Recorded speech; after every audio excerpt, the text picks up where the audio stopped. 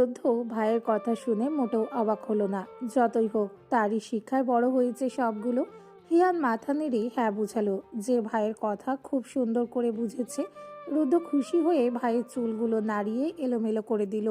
আর ভাইয়ের কাজে হিয়ান খিলখিল করে হেসে উঠল। অদ্রিজা দু ভাইয়ের পানে মায়াময় দৃষ্টিতে তাকিয়ে রইল। ভাইয়েরা বুঝি এমন হয়? বোনকে রক্ষা করার জন্য এভাবে ঢাল হয়ে দাঁড়ায়? তাহলে তার ভাইটা তাকে এমন করে আগলে রাখে না কেন?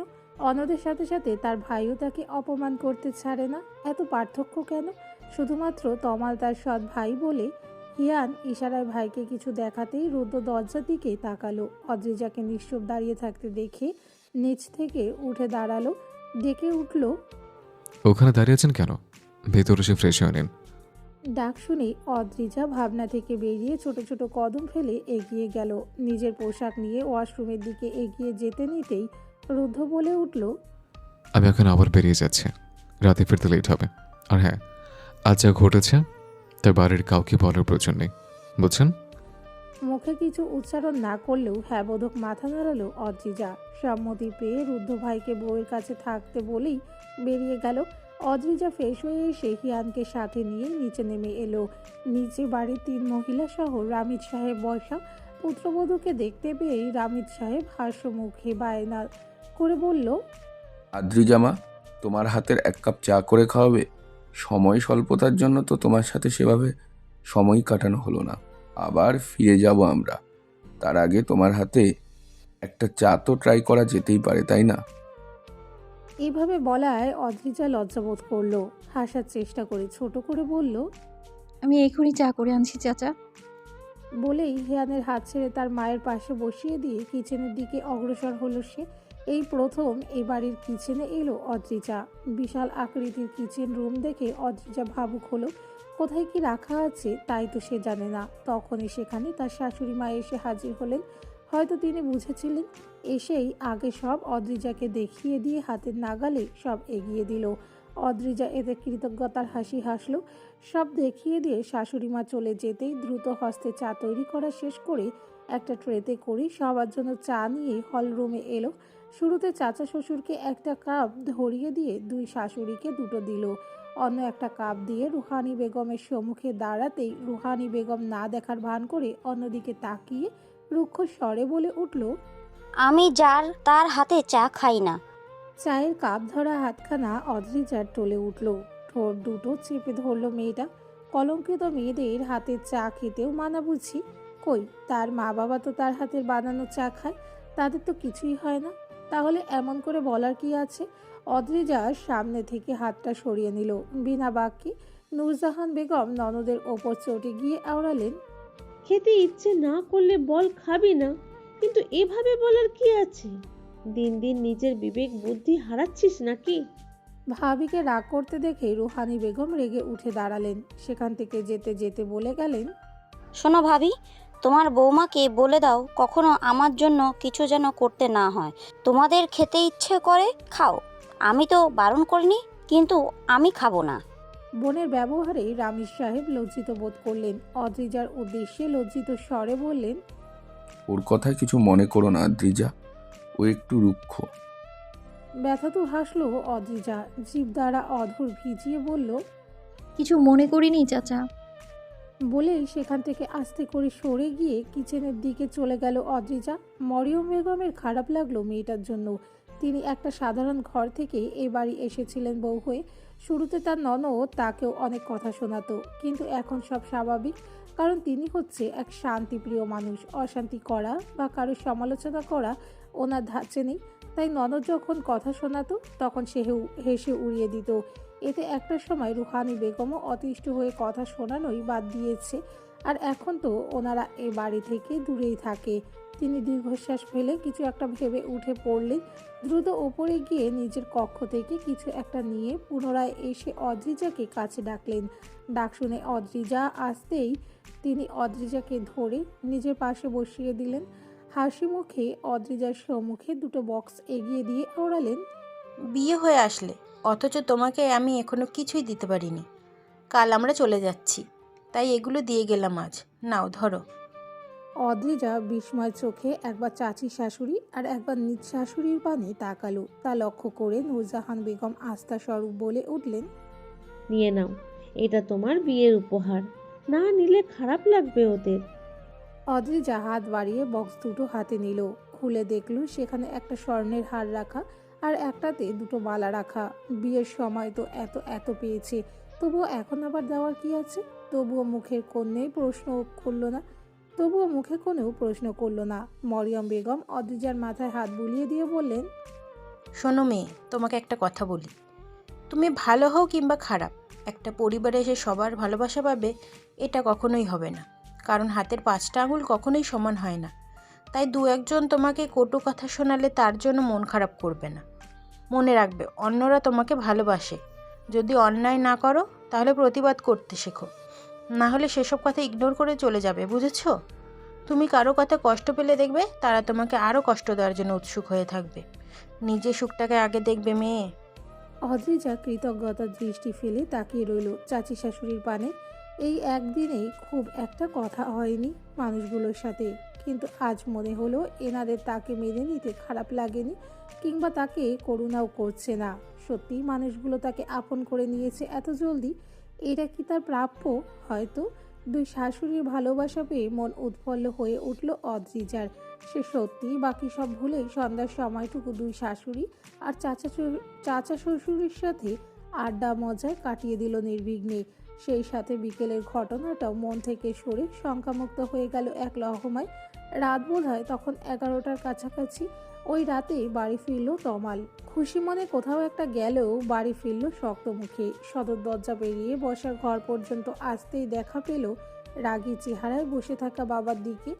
এত রাতেও ঘর জুড়ে আলোর ফোয়ারা বইছে। পাশেই তার মা চিন্তিত মুখে দাঁড়ানো। তমাল সব দেখেও না দেখার ভান করে নিজের রুমের দিকে যেতে নিল।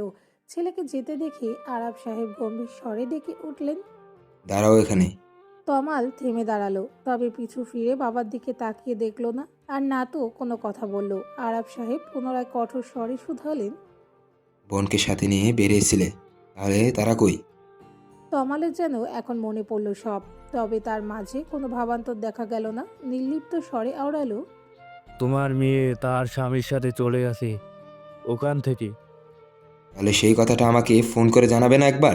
আর এত রাত পর্যন্ত কোথায় ছিলে তুমি?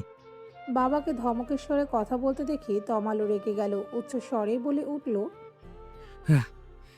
তোমার মেয়ের চাকর নয় আমি যে তার সব খবরাখবর আমি দিতে থাকবো?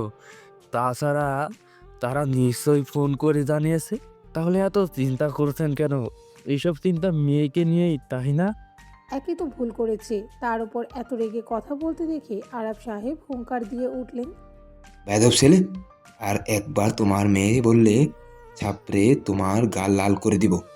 বোন বলে ডাকতে পারো না নিজের বোনকে? তমাল রাগী চোখেই একবার বাবার দিকে ফিরে তাকালো।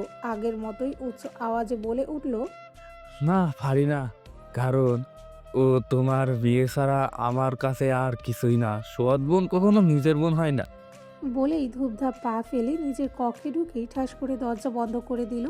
আরাব সাহেব নীরব হয়ে গেলেন। এত বিদ্বেষ কেন ছেলেটার নিজের বোনের প্রতি? ভুলটা কি ওনারই? মাথা নিচু করে বসে রইলেন সোফায়। তমালিকা বেগম অসহায় চাহনি নিবিষ্ট করে তাকিয়ে রইলেন স্বামীর পানে। সন্ধ্যায় এসে মেয়েকে না পেয়ে চিন্তা করছিলেন। পরে রুদ্ধর কাছে কল করে জানতে পারেন মেয়েটা বাড়ি ফিরে গেছে। তমালকে এটা বলে গিয়েছিল, কিন্তু তমাল কিছুই জানায়নি। তাই রেগে গিয়েছিলেন আরাব সাহেব। ছেলেকে কয়েকবার কল করেছে, কিন্তু রিসিভ করেনি। আর ফিরলো এই রাতে। ছেলেটা দিন দিন ওনার বিপথে চলে যাচ্ছে। সব বুঝিয়েও তিনি কিছুই করতে পারছেন না। এই লোকটাও ছেলেটার সাথে সর্বদা রেগেই কথা বলে। কখনো একটু বুঝিয়ে বললে তো হয়। রোজ রোজ এই অশান্তি আর সহ্যের নয় যে। একদিকে ছেলে আর অন্যদিকে স্বামী। কেউ ওনার কথাটা একবার ভাবেন না যে এতে ওনার ওপর দিয়ে কি যাচ্ছে। স্বামীর দিকে আগালেন না সহানুভূতি দিতে, আর না তো ছেলেকে খেতে ডাকলেন। চোখের কার্নিশ বেয়ে গড়িয়ে পড়া এক বিন্দু অশ্রু হাতের পৃষ্ঠে মুছে স্বামীর কক্ষে গিয়ে বিছানায় শরীরটা এলিয়ে দিয়ে শুয়ে রইলেন। শুয়ে নীরবে অশ্রু ঝরালেন। রাতের শহরটা বিভিন্ন আলোয় আলোকিত হয়ে থাকলেও শহরের কোনো এক নির্জন জায়গায় ছোট্ট এক কুটিরে তমসায় আচ্ছন্ন হয়ে আছে। কুটিরটা যেন ঘোর অমানিসা নেমে এসেছে। চারিপাশে কিছুই দেখার উপযোগী নয়। আশপাশ থেকে হুতুম প্যাঁচার ডাক ভেসে আসছে, যা এই আঁধারিয়া রাতে শরীরে ভয় ধরিয়ে দিতে যথেষ্ট। সেই নির্জন কুটিরের মেঝেতে হাত পা বাঁধা অবস্থায় পড়ে আছে দুজন ব্যক্তি। লোক দুটো ভয়ে আতঙ্কে জড়সড় হয়ে বসে আছে। কোথায় আছে, কেন আছে, কিছুই বুঝতে পারছে না যেন। ভয়ে গলার স্বর রোধ হয়ে আসছে। কত সময় ধরে পড়ে আছে এখানে হিসেব করতে ব্যর্থ হলো। কারণ যখন নয়ন মেলে তাকালো তখনই নিজেদের এমন অবস্থায় অন্ধকার মেঝেতে আবিষ্কার করলো।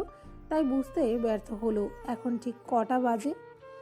অন্ধকারের বুক চিরে জঙ্গলের পথ ধরে এগিয়ে চলেছে একটা কালো রঙা গাড়ি। গাড়িটা এসে থামলো জঙ্গলের মধ্যস্থলে অবস্থিত ছোট্ট একটা কুটিরের মতো বাড়ির সম্মুখে।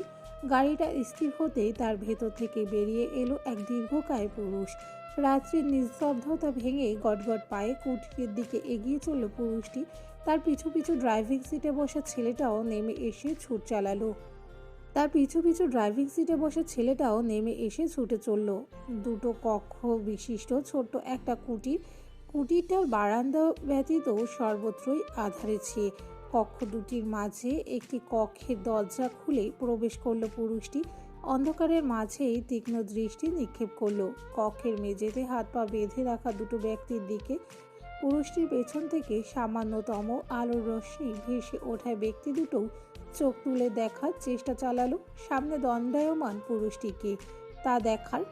তবে সম্মুখে আলো না থাকায় ব্যর্থ হলো। তবে তাদের মনের ইচ্ছে পূরণ করার জন্য পুরুষটি গম্ভীর স্বরে তার পিছু আসা ছেলেটাকে নির্দেশনা দিল। ঘরের আলো জ্বালিয়ে দে। পেছনের ছেলেটা এক মুহূর্ত সময় ব্যয় না করে দরজার পাশে লাগানো সুইচ বোর্ডের ওপর চাপ প্রয়োগ করতেই ঘরে লাগানো একটা হলুদ বাতি জ্বলে উঠল। এই সামান্য আলোতেই পুরুষটার মুখ দৃশ্যমান হলো। ছেলে দুটোর সামনে দাঁড়ানো পুরুষকে দেখে হকচকিয়ে উঠল। এত বিকালের সেই এমপি যার পরিবারের মেয়েদের তারা দুজন বিরক্ত করেছিল, কিন্তু তখন তো ছেড়ে দিয়েছিল। তখন ছেড়ে দেওয়ার কি এটাই কারণ ছিল, যাতে আড়ালে এনে কঠোর শাস্তি দিতে পারে? ভাবতেই ছেলে দুটির প্রাণ ওষ্ঠাগত হলো যেন। পেছনে দাঁড়ানো নাসিম একটা কাঠের চেয়ারে এগিয়ে রাখতেই রুদ্ধ তাতে বসে পড়ল। কুটিল হাসি ফুটিয়ে তুলে মাথাটা ঝাঁকিয়ে লোক দুটির নিকটে এনে শীতল কণ্ঠে শুধালো, তখন ছেড়ে দেওয়া খুব হাসি ফুটেছিল, তাই না? তা এখন বলতো, আমার ভাইয়ের কাছে ঠিক কি আবদার করেছিল তখন? টিমটিমে আলোর নিচে বসে থাকা রুদ্ধকে যেন এক খণ্ড অমানিসা মনে হলো যে তাদের দুজনকে গ্রাস করে নিতে এসেছে। ভয়ে দুজনের গলার স্বর রোধ হলো। ছেলে দুটিকে জবাব দিতে না দেখে রুদ্ধ রেগে উঠল। এই, দ্রুত জবাব দে। তোদের কি ইচ্ছে সারাটা তোদের সাথে কাটিয়ে দিই? বাড়িতে আমার বউ একা আছে, যেতে হবে আমাকে। দ্রুত জবাব দে শুয়োরের দল। নিস্তব্ধ রাতে শব্দগুলো যেন ভয়ঙ্কর হয়ে ধরা দিল। লোক দুটোর কানে কেঁদে ফেললো দুজন। মাথা নত করে ব্যতিব্যস্ত হয়ে আওড়ালো, ক্ষমা করুন স্যার, আমাদের ক্ষমা করুন। আর এমন হবে না, কোনো মেয়ের দিকে তাকাবো না। জীবন ভিক্ষা দিন স্যার, মারবেন না আমাদের। জবাব পেয়ে আর মরার কথা শুনে রুদ্ধ শব্দ করে হেসে উঠল। চেয়ারে গায়ে শরীরটা এলিয়ে দিতে আবার সে শান্ত স্বরে আওড়ালো, বড্ড ভুল করে ফেলেছিস আমার বউ আর বোনের দিকে চোখ দিয়ে। চিন্তা করিস না, তোকে মারবো না, কারণ মৃত্যু ভীষণ সহজ শাস্তি। তাছাড়া তোদের মতো কিটকে মেরে নিজের হাত নোংরা করার ইচ্ছা আমার নেই। ছেলে দুটির কান্না বন্ধ হয়ে গেল। মারবে না তাদের? তাহলে এই এমপি তাদের কি শাস্তি দিবে? তাদের ভাবনার মাঝেই রুদ্র পুনরায় তাদের কাছাকাছি মুখটা এগিয়ে ভ্রু নাচিয়ে শুধালো, তা বল, কি শাস্তি পেতে চাস? লোক দুটো নিশ্চুপ। রুদ্ধ তাদের হাতের পানে তাকিয়ে বলল, এই হাত দিয়ে আমার ভাইয়ের গলা টেপে ধরেছিলিস, তাই না? তাহলে এই হাত দুটো কেটে কুটে কোনো কুকুরকে খাইয়ে দে। হাত দুটো বাঁধা থাকায় ছেলে দুটোর দ্বারা সম্ভব হলো না হাত আড়াল করার, কিন্তু চোখে মুখে ভয়েরা খেলা করছে। রুদ্ধ সেই ভয় জড়িত মুখপানে ভয়ঙ্কর দৃষ্টি নিক্ষেপ করে বলল, নাকি যে জিব্বার সাহায্যে আমার বউ আর বোনকে এক রথের জন্য চেয়েছিলে, সে জিব্বাটা কেটে ফেলে দেব, যাতে আর কোনোদিন কোনো আবদারি না করতে পারিস। রুদ্ধ ব্যতীত তখনও সবার মুখে নিস্তব্ধতা। রুদ্ধ এবার লোক দুটো চোখের দিকে তাকিয়ে আওড়ালো, নাকি যে চোখ দিয়ে ওদের দিকে নজর দিয়েছিলে, সে চোখ দুটো তুলে নেই। ছেলে দুটো আর সহ্য করতে পারল না, থরথর করে কেঁপে উঠল, কেঁদে দিল জোরে। রুদ্ধ বিরক্ত হলো। কান্নার শব্দ পেয়ে চোখের সামনে ভেসে উঠল অদ্রিজা ঠিক এভাবেই কেঁপে কেঁপে উঠছিল। চোখে মুখে ভয় খেলা করছিল। স্মরণ হতেই তড়িৎ উঠে দাঁড়ালো। কোনো সতর্ক ছাড়াই ছেলে দুটোর মুখে লাথি মারতে শুরু করলো। রেগে উচ্চ স্বরে উচ্চারণ করলো, যে মেয়ের সামান্য ভালোবাসা পাওয়ার জন্য আমি অধীর অপেক্ষা আছে, সর্বোচ্চ চেষ্টা চালাচ্ছে যাতে মেয়েটা তার সমস্ত ভয় ভুলে আমার কাছে ধরা দেখ। আর তোরা সে মেয়েকে পুনরায় ভীত করছিস? সাহস কি করে হলে আমার নারীর দিকে লালসা দৃষ্টি দেওয়ার? বল কুত্তার বাচ্চারা, করি যাতে সাহস এলো কি করে? ছেলে দুটো প্রতিরোধ করার কোনো উপায় পেল না। শুধুই উচ্চ আওয়াজে কান্নার শব্দ শোনা গেল। নাসিম পিছিয়ে নিশ্চুপ দাঁড়িয়ে শুধু ভাইয়ের কাণ্ড দেখলো। ভুল করেও বাধা দেওয়ার চেষ্টা করলো না, শুধু সাবধান স্বরূপ আওড়ালো, ভাই আস্তে কথা বলো আর দ্রুত কাজ শেষ করো। ভাই সাবধান বাণী শুনে রুদ্ধ আর একটা কথা বলল না। ছেলে দুটোর অবস্থা তখনই নাজেহাল, তবে তাতে মন ভরল না। শান্ত এমপির যে ছেলেটা হিয়ানের গলা চেপে ধরেছিল, সেই ছেলের গলায় পা দিয়ে চেপে ধরল। হালকা নিচু হয়ে নাসিমের দিকে হাত বাড়িয়ে দিল। নাসিমের বুঝতে কিছুই বাকি নেই। সামান্য এগিয়ে ভাইয়ের পাতা হাতে একটা ছোট্ট ড্যাগার তুলে দিল। রুদ্ধ সময় অপচয় না করে তৎক্ষণাৎ ড্যাগারের তীক্ষ্ণ ফলাটা ছেলেটার চক্ষু ফুঁড়ে ঢুকিয়ে দিল। ছেলেটার আত্মচিৎকারে ভেসে উঠল নীরব জঙ্গল। দু একটা পাখি পশু জেগেছিল, তারাও বোধহয় ভয়ে পালিয়ে গেল। ছেলেটার চোখ ফেটে কিছু তরল রক্ত ছুটে এসে পড়ল রুদ্ধর হাতে, তার পাঞ্জাবিতে। সেদিকে খেয়াল নেই তার, যেন তার ওপর কোনো পশু ভর করেছে। পাশে থাকা ছেলেটার এসব আর সহ্য হলো না, জ্ঞান হারানোর উপক্রম হলো। রুদ্ধ তা দেখে ক্ষেপে গিয়ে ওই ছেলেটার পেটে চেপে ধরলো। ফলস্বরূপ ছেলেটা গঙিয়ে উঠল, নাক মুখ ফুটে রক্ত বেরিয়ে এলো। কিন্তু এত কিছু কঠোর মানবের রাগ শান্ত করতে সক্ষম হলো না। রুদ্ধ ঝুঁকে পুনরায় একই শাস্তি দায়ের করলো ছেলেটির জন্য। ছেলেটা ভয়ে যন্ত্রণায় সেখানেই জ্ঞান হারালো। প্রথম ছেলেটার চিৎকার তখনও চলমান। রুদ্ধ সেদিকে ধ্যান না দিয়ে উঠে দাঁড়ালো। চোখ দুটো রক্তিম হয়ে আছে তার। মন চাচ্ছে এদের এখানেই শেষ করে দিতে, তবে তা না করে পিছু হেঁটে কুটির থেকে বেরিয়ে এলো। পিছু পিছু নাসিম আসাতে হাতের ড্যাগারটা বাড়িয়ে দিতেই নাসিম তা নিজের হাতে নিয়ে নিল। রুদ্ধ চলতে চলতেই গম্ভীর স্বরে বলে উঠল, কোন এক হসপিটালের সামনে ফেলে আয় সরু দুটোকে। মনে রাখিস, ভুল করেও যদি এদের মুখ খোলে তাহলে তোকে কেটে কুচি কুচি করে শিয়াল কুকুরকে খাওয়াতে একদম ভুলবো না। নাসিম ভয়ে শুষ্ক ঢোক গিলল। বাঁকা হেসে বলল, চিন্তা করো না ভাই, সব হয়ে যাবে। তোমার ভাই কত কাজের তা তো তুমি ভালোই জানো বলো। রুদ্ধ থেকে কোনো জবাব এলো না। হঠাৎ থেমে দাঁড়ালো। বারান্দার আলোতে নিজের রক্তমাখা হাতখানা সম্মুখে এগিয়ে তাতে দৃষ্টি নিক্ষেপ করলো। ভাবুক হয়ে বলে উঠল, আচ্ছা নাসিম, এই হাত দিয়ে কি তোর ভাবিকে স্পর্শ করা ঠিক হবে? নাসিম ভাইয়ের কথা বুঝেও না বোঝার মতো মজার স্বরে বলল, আরে এই হাত দিয়ে স্পর্শ করবা কেন? স্পর্শ করার আগে সার্ফ এক্সল দিয়ে হাত ধুয়ে নিও। রুদ্ধ রুদ্ধ ভ্রু কঞ্চিত করে নাসিমের পানে তাকিয়ে থমথমে কণ্ঠে আওড়ালো, সার্ফ এক্সেল দিয়ে জামাকাপড় পরিষ্কার করে গাধা। তাতে কি ভাই, তুমি কি জানো সার্ফ এক্সল দিয়ে হাত ধুলে দাগ যাওয়ার পাশাপাশি গন্ধ চলে যায়? আমি কি তোমাকে খারাপ আইডিয়া দিতে পারি বলো? রুদ্ধ আর কথা বাড়ানোর ইচ্ছে হলো না। গাড়ির নিকট এগিয়ে গিয়ে বোতলের পানি দিয়ে হাতটা কোনো মতে পরিষ্কার করে নিয়ে গাড়িতে চড়ে বসলো। সাই সাই বেগে জঙ্গলের পথ বেয়ে গাড়িখানা বেরিয়ে দৃষ্টি সীমানার বাইরে চলে গেল। আর নাসিম সেখানেই থেকে গেল। ভাইয়ের দেওয়া কাজগুলো নির্ভুলভাবে সমাপ্ত করার কারণে আকাশের গায়ে পূর্ণ থালার মতো চাঁদখানা ভাসমান হয়ে আছে। পুরো শহর যেন চাঁদের আলোয় আলোকিত হয়ে উঠেছে। তবে বাড়িতে প্রবেশ করতেই আধারে ঘিরে ধরল। সেই আধারিয়া পথ ধরেই এগিয়ে চলল নিজের কক্ষপথে। দরজা খুলতেই পুনরায় আলো এসে ধরা দিল চোখে। ক্লান্ত শরীরখানা ক্লান্তি দূরে পালালো।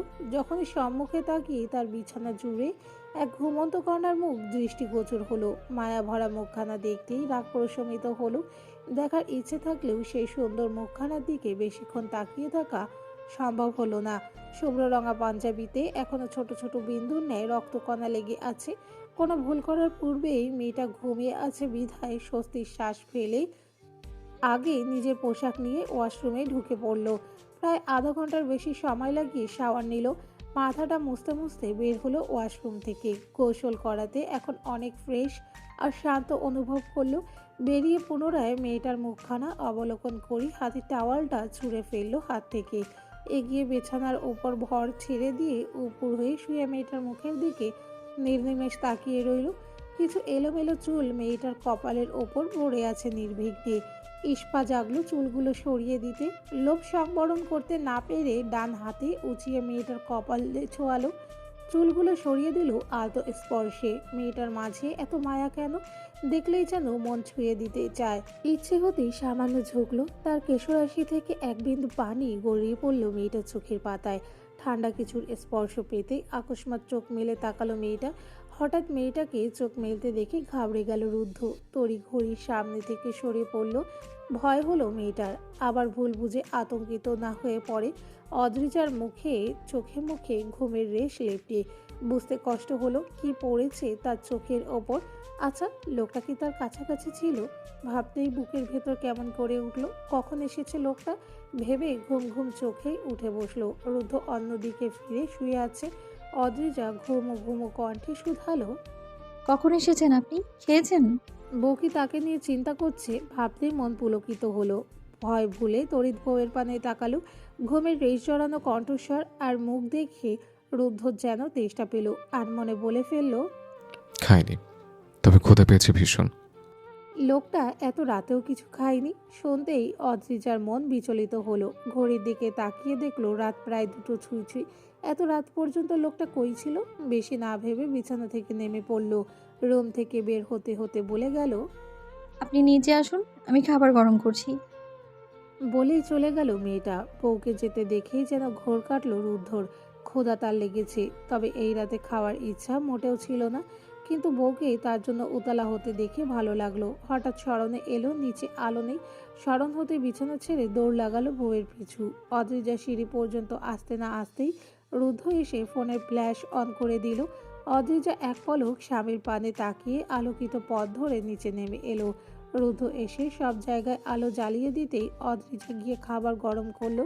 আর রুদ্ধ ডাইনিংয়ে বসে অপেক্ষা করতে শুরু করলো। খাবার গরম হতেই খাবারগুলো এনে টেবিলে রেখে একটা প্লেটে খাবার সাজিয়ে রুদ্ধের সামনে বাড়িয়ে দিল। প্রকাশ না করলেও খুশি মনে খাবার মুখে তুলল রুদ্ধ।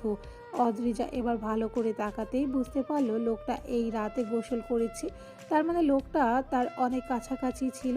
আর লোকটার ভেজা চুল থেকেই হয়তো তার মুখের ওপর পানি পড়েছিল। সব বুঝতেই বুকের ভেতর ঢিপ ঢিপ শুরু হলো। তবে প্যানিক করলো না। পাশে দাঁড়িয়ে হাতে হাত ঘষতে শুরু করলো। পুনরায় চোখে স্বামীর পানে তাকিয়ে দোনামোনা করে প্রশ্ন করলো, এত সময় কোথায় ছিলেন আপনি? আসতে এত দেরি হলো কেন? রুদ্ধ খাবার চিবোতে চিবোতে বউয়ের দিকে নজর দিল। বাহ, বেশ তো, বউটা তার জন্য চিন্তা করছে। খাবার বেড়ে খাওয়াচ্ছে, আবার প্রশ্নও করছে। বিয়ের 2 দিন পর আজ যেন বিবাহিত জীবনের স্বাদ আস্বাদন করলো রুদ্ধ। তবে জবাব দেওয়ার সময় চোখে চোখ রাখার সাহস হলো না। নিচের দিকে তাকিয়ে জবাব দিল, কাজ ছিল অনেক, তাই লেট হলো। মাঝে মাঝে লেট হয় বাড়ি ফিরতে। এরপর চেষ্টা করবো দ্রুত আসার। ও, বলেই চুপ হয়ে গেল দুজনেই। তবে অদ্রিজা অস্থির হয়ে আছে। তার মনে অনেক প্রশ্ন ঘুরপাক খাচ্ছে। যদিও লোকটার সাথে এত কথা বলতে অস্বস্তি হচ্ছে, তবুও ফের বলল, একটা প্রশ্ন করতে পারি? রুদ্ধ বেশি কিছু না ভেবেই বলে উঠল, হুম, করুন। আপনি তখন কিভাবে আমাদের কাছে পৌঁছে গেলেন? কিভাবে জানলেন আমরা ওখানে? না মানে কেউ তো ফোন করেনি আপনাকে, তাই আর কি। আর ওই ছেলে দুটো এমনিতেই চলে যেতে দিলেন? মানে কিছু একটা বলতে পারতেন। প্রশ্ন শোভন হতেই রুদ্ধর খাবার আটকে গেল গলায়। খুক খুক করে কেসে উঠতেই অদ্রিজা 1 গ্লাস পানি এগিয়ে দিয়ে সব ভুলে রুদ্ধর পিঠে হাত ডলতে শুরু করলো। এতে যেন রুদ্ধর কাশির পরিমাণ দ্বিগুণ বেড়ে গেল। অনেক কষ্টে নিজেকে সামলে জোরে জোরে শ্বাস ফেললো। রুদ্ধকে স্বাভাবিক হতে দেখে অদ্রিজা দূরে সরে কাচুমাচু হয়ে দাঁড়ালো। প্রশ্নের জবাবের আশায় রইল। রুদ্ধ বাঁকা চোখে বউয়ের দিকে পলক ফেলে শান্ত স্বরে প্রত্যুত্তরে বলল, ওদের কথা বাদ দিন। আর তখন আসলে আব্বুর কাছে কল করে জেনেছিলাম আপনারা ঘুরতে বেরিয়েছেন। খুঁজতে খুঁজতে চলে গেছিলাম আর কি। অদ্রিজার মনে পুনরায় প্রশ্ন জাগ্রত হলো। তাদের যাওয়ার কথা তো তার আব্বুও জানতো না, তাহলে কিভাবে বলল? নাকি মায়ের থেকে জেনেছিল আবু? ভাবনা জাগলেও প্রশ্ন করার ইচ্ছে সাহস কোনোটাই হলো না। রুদ্ধর খাওয়া শেষ হতেই রুদ্ধ নিজেই সব গুছিয়ে রাখলো। তারপর দুজন একসাথে রুমে ফিরে এলো। রুমের এক কোনায় ফেলে রাখা টাওয়ালটা দেখতে পেয়ে তা উঠিয়ে বারান্দায় রেখে এলো। তারপর এসে বিছানায় শরীর এলিয়ে দিল। ক্লান্ত শরীরে একটু শান্তি দেওয়ার তাগিদে রুদ্ধও শুয়ে পড়ল। অদ্রিজার অভ্যাস থাকায় অল্প সময়ের মাঝে ঘুমের দেশে তলিয়ে গেল। আর রুদ্ধ চোখের উপর হাতের দ্বারা আলো আড়াল করার চেষ্টা চালাতে চালাতে কতক্ষণে সফল হলো তা সেই জানে। হয়তো ভোর রাতের দিকে ঘুমপড়িরা এসে ধরা দিল তার চোখের তারায়। আজকে সকালে আর ফুপি শাশুড়িকে কথা শোনানোর অবকাশ দিল না অদ্রিজা। দ্রুত ঘুম থেকে উঠেই চলে এসেছে নিচে। শাশুড়িদের সাথে হাতে হাত মিলিয়ে কাজ করে দিচ্ছে। তারপরও সংশয় আছে, কখন জানি আবার কোন কাজে ভুল ধরে ফেলে। যথাসাধ্য চেষ্টা চালিয়ে যাচ্ছে যাতে সব সঠিকভাবে করতে পারে।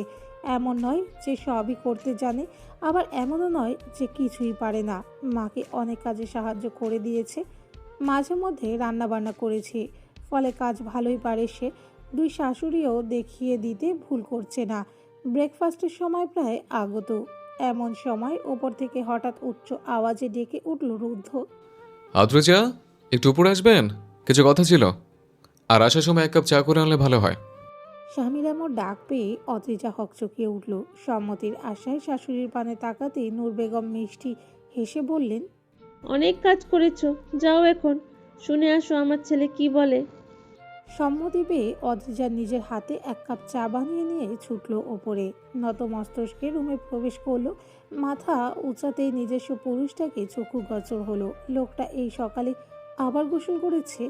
রাতে পরা সাধারণ টি শার্ট আর ট্রাউজার ছেড়ে সেই চিরাচরিত শুভ্র পাঞ্জাবিতে নিজেকে আবৃত করেছে। টমাটে বর্ণ দেহে এই শুভ্র রঙায় লোকটাকে বোধহয় একটু বেশি সুন্দর লাগে, নাকি তার চোখে আর সুন্দর লাগছে। জবাব না পেলেও মস্তিষ্ক বোধহয় নমনীত করে নিল। আর একটু এগিয়ে চায়ের কাপটা বাড়িয়ে দিয়ে নিচু কণ্ঠে আওড়ালো, আপনার চা। মেয়েটাকে এভাবে মাথা নিচু করে রাখতে দেখে মহাবিরক্ত হলো রুদ্ধ। সকালে উঠেও আজ বউয়ের মুখ দেখতে পায়নি, আর এখনও দেখতে ব্যর্থ হচ্ছে। চাটা নিয়ে আগে রুক্ষ মেজাজের সহিত বলল, আগে নিজের মাথা উপরে তুলুন।